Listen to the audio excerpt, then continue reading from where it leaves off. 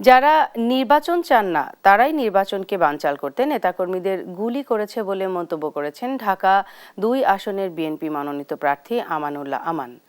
কেরানীগঞ্জে গুলিবিদ্ধ বিএনপি নেতা হাসান মোল্লাকে হাসপাতালে দেখতে গিয়ে তিনি এসব কথা বলেন।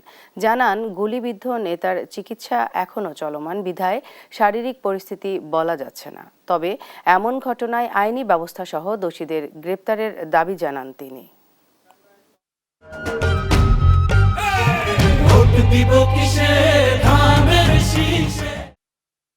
এখনো কিছু বলা যাচ্ছে না।